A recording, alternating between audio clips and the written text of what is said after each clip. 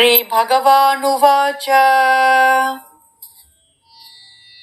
प्रजहाति यदा कामान् सर्वान् पार्थमनोगतान्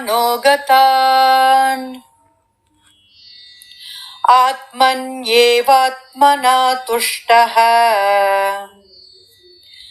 స్థితప్రజ్ఞస్తదోచ్యతే. భగవానుడు పలికెను, ఓ పార్థ, మనసుని వేధించే అన్ని స్వార్థ ప్రయోజనాలను ఇంద్రియవాంఛలను త్యజించి ఆత్మజ్ఞానంలో సంతుష్టుడైనప్పుడు ఆ వ్యక్తిని స్థితప్రజ్ఞుడు అంటారు. శ్రీకృష్ణుడు అర్జునుడి ప్రశ్నలకు జవాబు చెప్పటం ఇక్కడ నుండి మొదలుపెట్టి ఈ అధ్యాయం చివరి వరకు చెప్తాడు. ఒక రాయి భూమి వైపు గురుత్వాకర్షణ శక్తిచే గుంజబడినట్లు ప్రతి అంశము సహజంగానే తన పూర్ణ భాగం వైపు ఆకర్షింపబడుతుంది. జీవాత్మ అనేది అపరిమితమైన ఆనంద స్వరూపమైన పరమాత్మ యొక్క అంశం. అంటే జీవాత్మ అపరిమితమైన ఆనందం యొక్క ఒక భాగం. అందుకే అది సహజంగానే ఆనందం కోసం అభిలాషిస్తుంది. అది భగవంతుని నుండి ఆత్మ యొక్క ఆనందం ఆస్వాదించటానికి కృషి చేసినప్పుడు దాన్ని దివ్య ప్రేమ అని అంటారు. కానీ తన ఆధ్యాత్మిక స్వభావాన్ని గురించి తనను తాను శరీరమే అనుకొని జగత్తు నుండి శారీరక ఆనందాన్ని ఆస్వాదించడానికి ప్రయత్నించినప్పుడు దాన్ని కామము అంటారు. ఈ ప్రపంచం మృగతృష్ణ అనే ఆగమ గ్రంథాల్లో చెప్పబడింది. అంటే జింకలకు అగుపించే ఎండమావి వంటిది అని అర్థం. ఎడారిలో వేడి ఇసుక మీద సూర్యకిరణాలు పరావర్తనం చేత అక్కడ నీరు ఉన్నదనే భ్రాంతి మృగమునకు కలుగుతుంది. అది అక్కడ నీరు ఉన్నదనుకుని దాహం తీర్చుకోవడానికి పరిగెడుతుంది. కానీ అది దగ్గరికి వెళ్ళిన కొద్దీ ఆ ఎండమావి మాయమైపోతూ ఉంటుంది. దాని అల్పబుద్ధి తాను ఓ భ్రాంతితో పరిగెడుతున్నట్టు తెలుసుకోలేదు.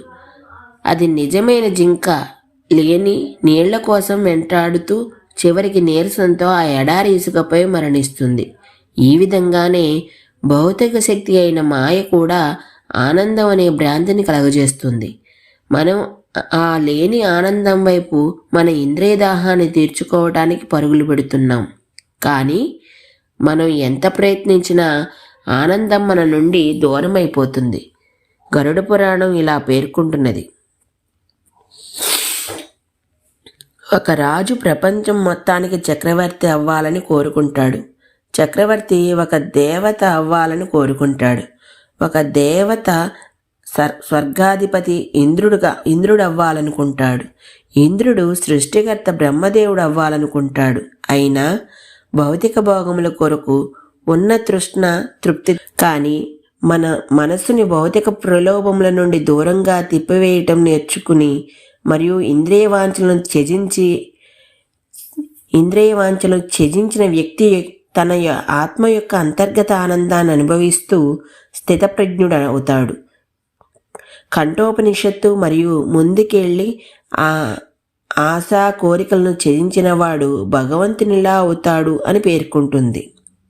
హృదయం నుండి అన్ని స్వార్థ కోరికలు తొలగించిన పిదప భౌతిక సంఖ్యలు వేయబడ్డ జీవాత్మ జన్మ మరణ చక్రం నుండి విముక్తి పొందుతుంది మరియు సద్గుణములలో దేవుని వలె అవుతుంది.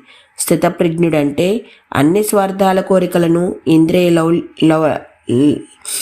ఇంద్రియ లాలవ్యములను త్యజించి ఆత్మయందే సంతుష్టి నొందినవాడు అని శ్రీకృష్ణుడు ఈ శ్లోకంలో వ్యక్తీకరించాడు. ఈరోజుకి ఇక్కడ ఆపుతున్నాను. మిగతాది రేపు చెప్తాను. అంతవరకు ధన్యవాదాలు.